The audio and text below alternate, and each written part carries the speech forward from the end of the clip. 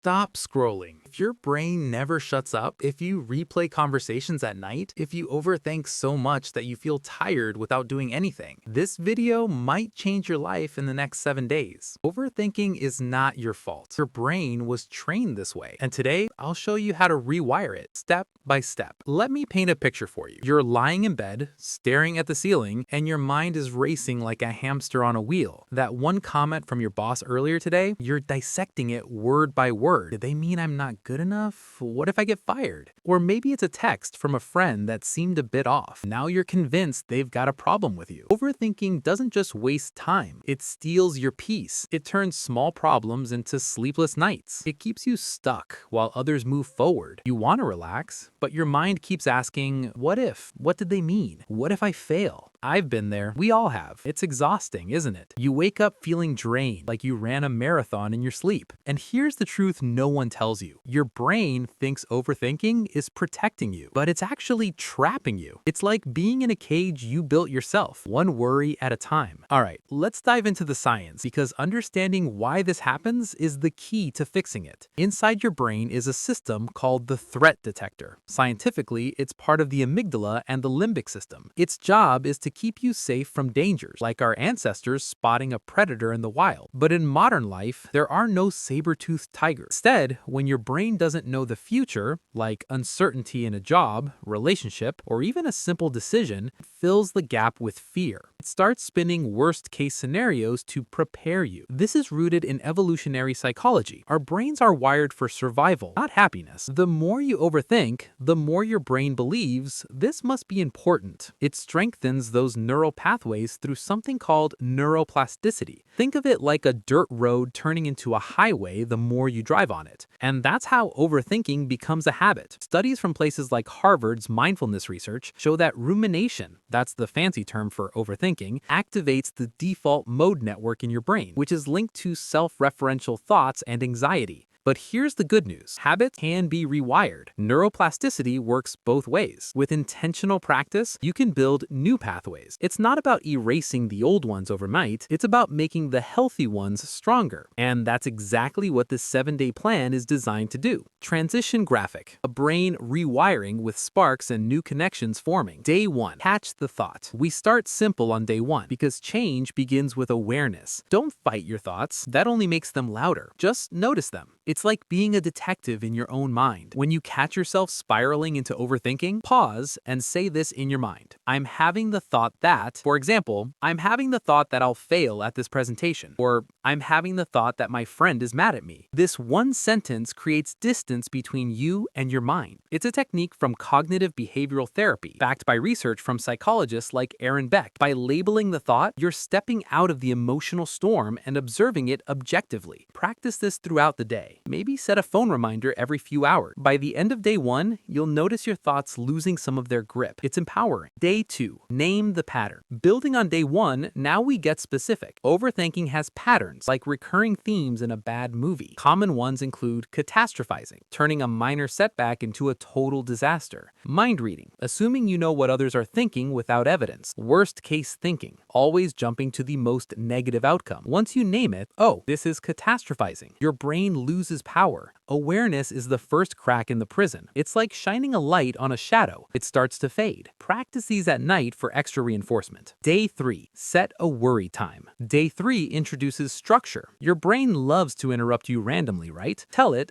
I will worry, but only at 6 p.m. for 10 minutes. Sounds simple, but this trains your brain to stop interrupting you all day. During that scheduled time, write down your worry, analyze them briefly, then close the book, literally. Research from Penn State shows that worry postponement reduces overall anxiety by containing it. If a thought pops up outside that time, gently remind yourself, not now, worry time later. Over time, many worries dissolve before you even get to them. Day 4. Move the body. Overthinking thrives in a still body. On day 4, get moving. Walk for 10 to 15 minutes, stretch, or breathe deeply with techniques like 4-7-8 breathing. Inhale for 4 seconds, hold for 7, exhale for 8. Motion tells the brain we are safe. Exercise releases endorphins and reduces cortisol, the stress hormone. A study in the Journal of Clinical Psychology found that even light physical activity disrupts rumination cycles. Make it a habit. Pair it with your morning routine. Your mind will thank you with clearer thoughts. Day 5. Replace, don't remove. You can't delete thoughts. They're like weeds that keep growing back if you just pull them, but you can replace them. On day 5, when a negative thought hits, ask, what's one calmer explanation? Not positive thinking, which can feel forced, just calmer. For example, instead of they hate me, try maybe they're just having a bad day. This is reframing from CBT, and it builds resilience. Practice on 3 to 5 thoughts today. You'll feel the shift as your brain starts defaulting to balance. Day 6. Control the inputs. What you consume becomes what you think. Day 6 is about auditing your mental diet. Less negativity.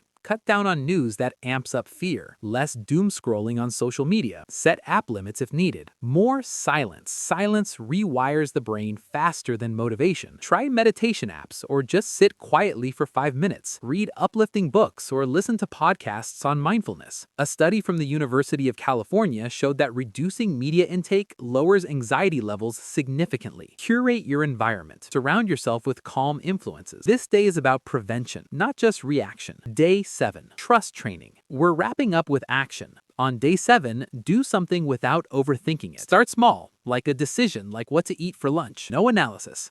Just choose and go. Each time you trust yourself, your brain learns, I don't need to panic. This builds self-efficacy as per Bandura's psychological theory. Reflect on the week. What changed? Celebrate small wins. If you slip, that's okay. Rewiring takes time. Repeat the plan as needed. Trust the process. You're training your brain to be an ally, not an enemy. You're not weak.